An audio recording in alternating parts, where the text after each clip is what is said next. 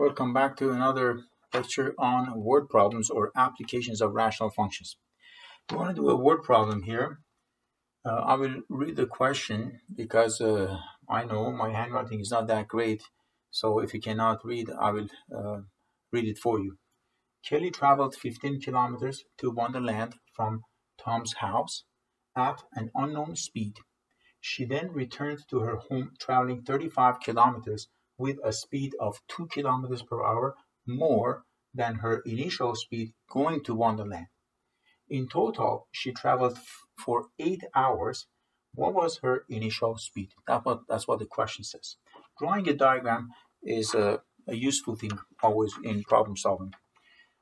So Kelly was at Tom's house and then she traveled 15 kilometers to Wonderland from there. So this distance was 15 kilometers and we don't know what the speed was. So we may decide that speed is x.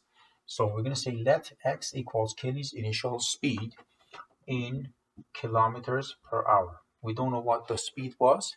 So we're going to call it x. So the speed was x here. So that's the speed equals x.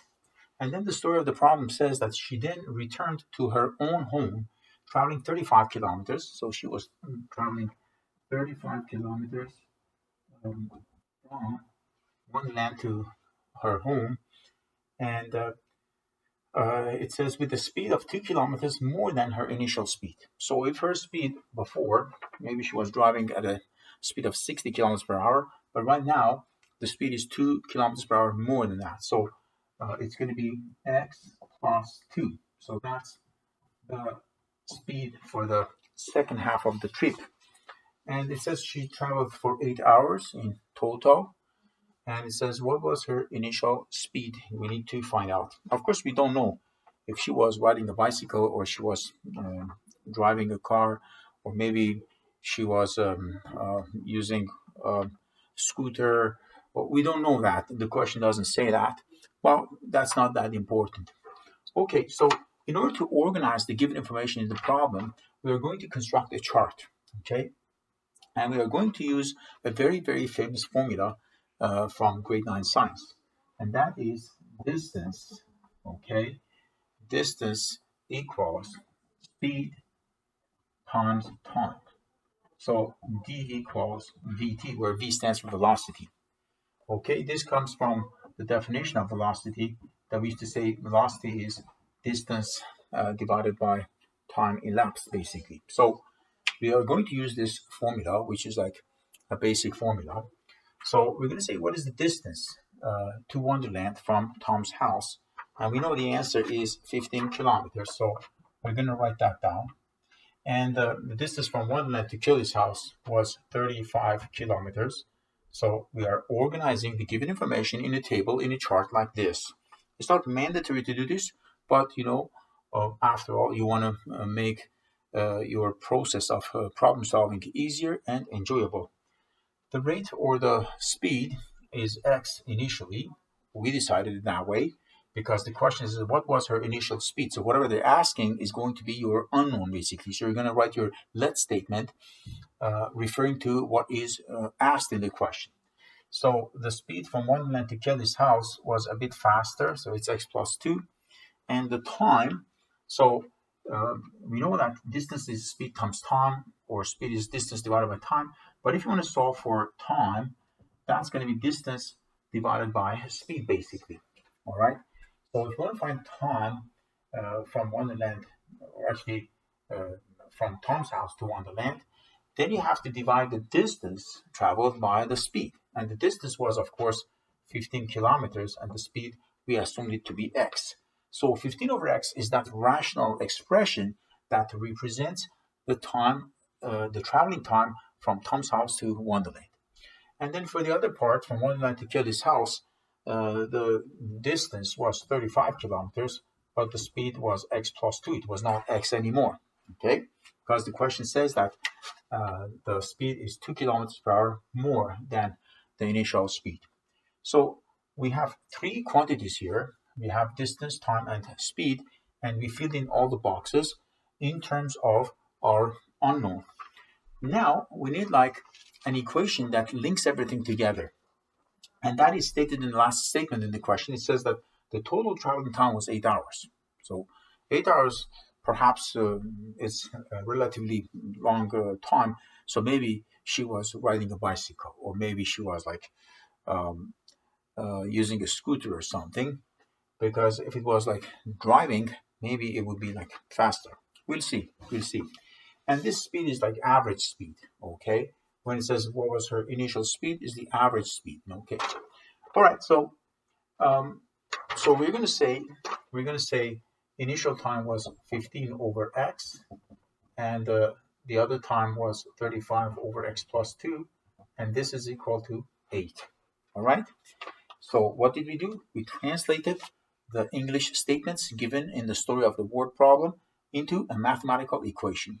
But this mathematical equation happens to be a rational equation. Now, only at this moment you understand what's the whole purpose of this, doing these applications of word problems. Earlier, when we learned how to solve rational equations, you were scratching your head. You said, "Oh, why do I need to know how to solve a rational equation? What's the point of that?"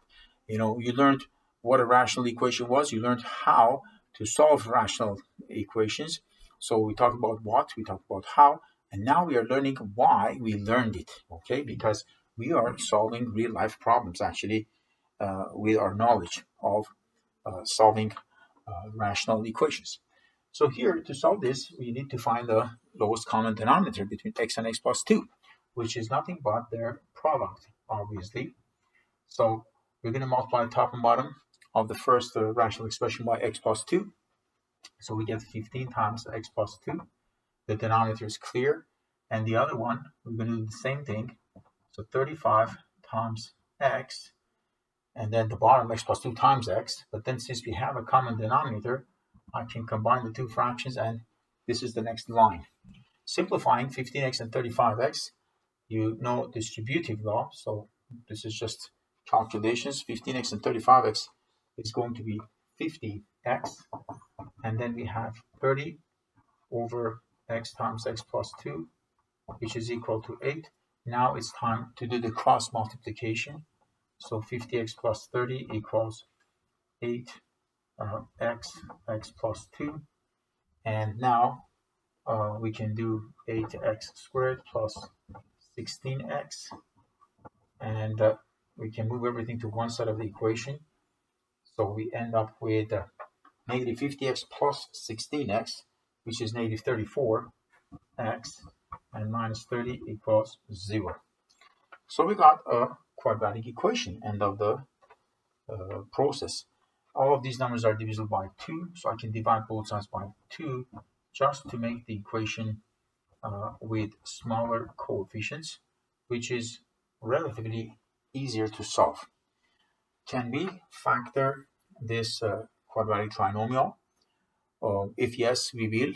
If not, we will use quadratic formula to solve the quadratic equation. No big deal, because we can always use quadratic formula.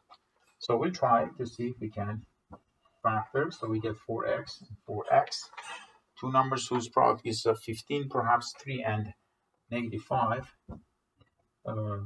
So 4x squared, this is negative 20x, plus 3x is negative 17x, it works out.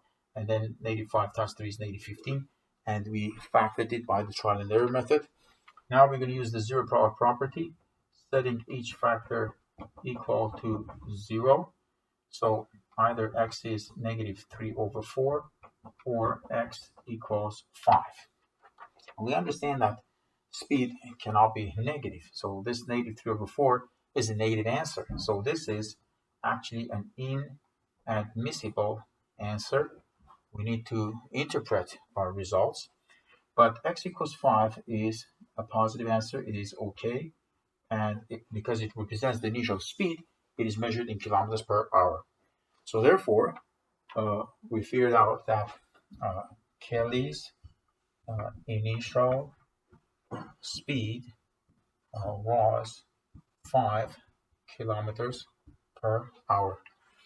We need to write a final closing statement or a paraphrase to actually answer the question. The question says, what was her initial speed? You can't leave the question at this step. you have to answer it. And how do you answer it? By writing a final closing statement or some sort of paraphrase. So this example shows how we are using our knowledge of solving rational equations in solving real-life problems. And there is many different applications, different word problems, where when you translate the given information in the problem into a mathematical equation, you end up with a rational equation, and then you have to solve it. So I'll try to give you more examples in future, and thank you for your attention, and keep practicing as always.